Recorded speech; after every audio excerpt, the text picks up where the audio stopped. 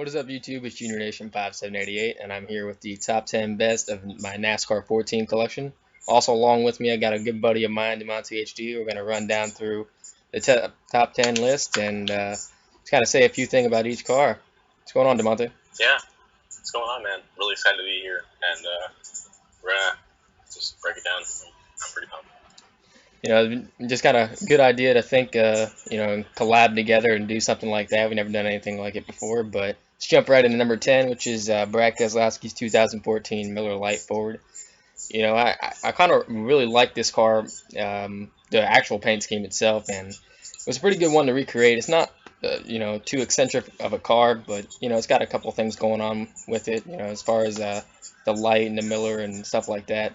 And as far as execution, it was pretty simple and straightforward. What did you think? Yeah, I think it is pretty straightforward. Like, the little things, like, really stick out, and it looks like they're pretty well detailed, like, paid attention to an extra.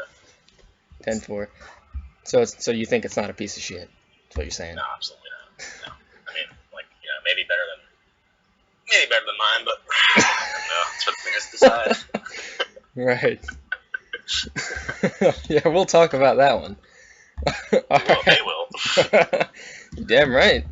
Let's get some discussion rolling. Number 9 is Jamie McMurray's 2013 McDonald's Monopoly car. Also a very simple base car. Not a lot going on with this thing. Realistically, the only selling point of it is the Monopoly Man, and that thing was 3 brushes of hell. And yeah, that green, by the way, that you got, I think that was pretty important. Pretty much nailed it. Well, yeah. Yeah, nothing's like too messed up. There's not a lot to it either, but I think it just makes the list because of the brushes. Yeah, nothing's too messed up. I mean, it's not a dilapidated piece of shit. Thanks for the compliments, buddy. I love you. Moving on. All right, the number 8 is the Denny Hamlin 2013 FedEx tribute to Jason Leffler. This was the very first car that I created, and just pretty much another one. There's not a ton going on with this car because there's realistically, I mean, it's one sponsor. There's not a whole lot of other sponsor logos on it at all. It's an 11 at FedEx Express, but the base design was really cool, and to carve all that stuff out was really difficult. Yeah, I mean, obviously there's a blank quarter panel, so there's not much going back there, which tells you, pretty much all is in that base design. If you look close, it has the outline. So that was like, that's pretty well done. Besides, just not a lot of logos to really do, but I think it's definitely worthy of the list. Absolutely. Number 7 is the 2014 Yeley Phoenix Warehouse. This one was a requested car, and it just a really cool base design, and and the logos too. Like Phoenix Warehouse, I've never heard of any of that, but it's just like a really cool car from a small underfunded team, and definitely worthy of creating it. And it was a fun project, and it turned into 3 other projects as well. Yeah, huge base design on the side, and blue and orange go together pretty well. If you don't get that orange, I feel like it just doesn't sit too well. And yeah, it's pretty cool. The number is awesome too. Yeah, the number was a pain in the ass, even though it's not too difficult. But moving on to number 6 is Chase Elliott's 2015 Napa Cup debut. He ran for the first time at Martinsville, and that's what this car is supposed to be based on as far as the design, the base design placement, and everything like that, including the honorary pit crew member logo on the quarter panel. This car, it's not really too difficult as far as a base. It's just kind of like a lot of squares, and you just got to position it right. And neither is the Napa Auto Parts. Obviously, the Auto Parts is just a slightly edited Tex 3. But the 25 was very annoying, even considering I already had the 24, but I had to doctor it up a lot and put 3 outlines on it, so it was kind of an annoying task. Yeah, make no mistake, the 5 was way more hard than the 2, so when you have the 2, it's not just, 5's definitely hard, but I like the little cursive thing right there in the quarter panel. That's pretty cool, that honorary pit crew member, and that pretty much that nails it up there pretty high. I like it. And for number 5 is Dale Jr.'s 2014 Michael Baker International, which is a car he ran at Pocono and won with. I originally created it just as a standard paint scheme, but I recently doctored it up and made it into the race version win, which there's not a whole lot going on really, other than some rubber marks and some tape and stuff like that. But this base paint scheme is just the same exact thing as the National Guard. Obviously a little bit different in comparison to like the Daytona 500 win car, but just the same base pretty much, but different colors. But I really like the way it came out. Obviously it's a lot more difficult than it really looks, and also to add all the number effect and the base effect to give it that little extra pop was a task, and that's why it has so many layers. Yeah, if you look at it from the back, you can already see all the different texts that were done on the back, the DC, and on the sides. There's a few different things going on with the sides, and all the other little things that were even on the car without the race version. I mean, there's just a lot there. It was all hid, so yeah, it's definitely a high ranker. Definitely. And going on to number 4 is the 2014 J.J. Yeley All City Leasing and Warehousing car. Another spin-off project of the Phoenix Warehouse. This car was actually created before the Phoenix Warehouse, but and then that is the one that actually turned into all the other ones. But this car, like I just really always had a thing for it. Just as far as the base and the way I executed it, from a logo standpoint, it's not difficult at all, because All City and Leasing and Warehousing is all in-game text. But you know, sometimes you can use in-game text and have no problems, but to me it's all about execution, and it was definitely one of my favorites. Yeah, there's not a lot of logos, so it's all that big side base design right there, and I mean, it looks pretty identical to what it really is, and like there's just so much going on. It's really hard to like see, and it was all hid from what I can see.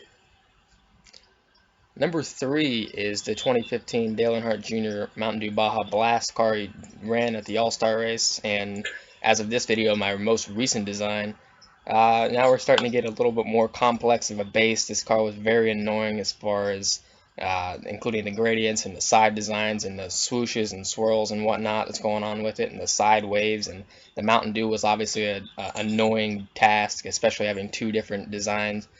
You know, the different one on the hood and on the side, and then all the custom text with Baja Blast, and then including nationwide, and just there is a lot going on with this car, even though not all of it can quite be seen.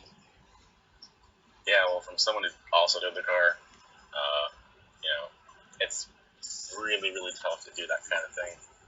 Because like the bottom is just an annoying gradient on the bottom. You have to like match everything up. It's so good. And all the little logos, just like so much work to do. So it's definitely frustrating for a while, but absolutely, you always gotta be happy with how it comes out. Yeah, I was ultimately pretty happy with the outcome of it. Not initially, because I just spent so much time on it. This car I probably did spend more time than any of the other ones. Going ahead and moving on to number 2, probably one of my personal favorites. I mean, it's so difficult to say, because there's just so many ones that I really like, but it's the 2014 National Guard Dale Earnhardt Jr.'s Daytona 500 win. And obviously I made the race version effects of it. I put the confetti on it. Obviously the base doesn't look too difficult, but it was incredibly annoying, because obviously I was creating a race version, and to get everything to line up and match up was just incredibly annoying. And you know, not to mention, you know, the confetti and all that stuff added on there. Obviously I didn't go incredibly ham and try to make everything accurate, but I did try to place the confetti and, you know, kind of like the right areas where it was overloaded, where it didn't have a whole lot, but really enjoyed this design. Yeah, if this is just the 500 design, I mean, I'd probably move it. It'd make the list. I think it could, but it'd obviously be a little higher up, not so close to the front, because like there's a lot of confetti, a lot of debris, and that trash in the front, and to boot, it's just a hard car to do. So altogether, that's why I think it should be up there. All right. Definitely, like I said, one of my favorites. Still the background design of my PS3 home screen, so yeah, it's always going to be one of my favorites. But it's really tough to beat number 1, and that's the 2014 Brad Keselowski Miller Patriotic car. It's Miller Time for America. This car definitely, I would say without a doubt, probably my favorite NASCAR paint scheme for the 2014 season. Just really killer, and I knew I definitely wanted to create it, especially having all the brushes, you know, with the Miller and the Lite, and just the flag design on the side. I mean, just so intricate, and I'd spent a lot of time trying to line it all up and get it, where it was on the actual car that ran at Charlotte, and with there's gradients in there and stuff like that, and obviously all the text is custom. I mean, I like everything. There's a custom Ford logo, custom Fusion, Pennzoil, Miller, Lite, It's Miller, Time for America, all that's custom. Discount, SKF, Alliance Truck Parts, and Snap-on. There's so much custom text on this car, and it's definitely my favorite. Yeah, well, there's obviously no denying it. Like, it's just a freaking complex car. Like, and it's just done. I still don't know how you did it, or why, really, or because I didn't think you'd finish it. Because I started it, and I was just like, screw that. Like I said, man, it's just a cool car, like just the design. Game will let you go so far, but like with just pixely stuff, like you nitpick because you want it to be so perfect because there's a lot going on. I definitely did nitpick, but like as far as execution, like this was the best one. That's why it's #1 on the list, and just like everything really fit together and it went together in all the curves, and it was an annoying process. I mean, obviously this car is probably a 20-hour car. I probably spent more time on the Baja car because I had more to create. I had a lot of stuff already kind of put together for this car, but still, it was very annoying and very challenging to get all that stuff, and especially the gradients. The gradients were one of the most annoying parts, without a doubt. Definitely. But definitely glad I got that one, got it finished, and it's definitely the most complex, probably easily the best executed. Well, that's when people are gonna say, what about your Transformer car, jrnation5788? Well, that's true. I mean, but that's inside line. I mean, it's a different game, and sure, yeah, absolutely. That car is the most complex that I will ever attempt. But for this game, definitely, this one was the most complex, and it's great, just great to drive around and race with, and it's a really fun one. But that kind of wraps it up. Let me know what everybody thinks. Put your favorite in the comment section. I'm kind of interesting to hear what everybody has to say about it. Special thanks to my buddy DeMonteHD for chiming in here with me. And oh, you're welcome. I know you needed it because I weren't here. I wouldn't watch it. So. Yeah, absolutely. We need to get somebody that's better than me in here. Which is exactly why I'm here. Oh, but yeah, we had a good time with it. But special thanks to him for the thumbnail and joining me here. It's really cool to collab with him for this thing, and hope we'll be able to do something for his channel one of these days. Yeah, if I let him, you gotta get a little more clear in the voice. Right. I'll get a little more clear voice and not stutter and whatnot. Yeah, let's not Steve retarded. Okay. Yeah. Green light for me. Well, special thanks to him, and if you're not already subscribed, I mean, I will continue to force DeMonteHD down your throat until you subscribe. That's right. I have cash dollar bills and we really good stuff, so All right then. Well, that's it. I appreciate everybody sticking through this video. I know it's a little bit longer one, and through our ramble sessions and whatnot and going down through these cars, but I hope you enjoy it. Like I said, let me know what your favorites are in the comment section, and we'll see you later. Yeah, see you guys later.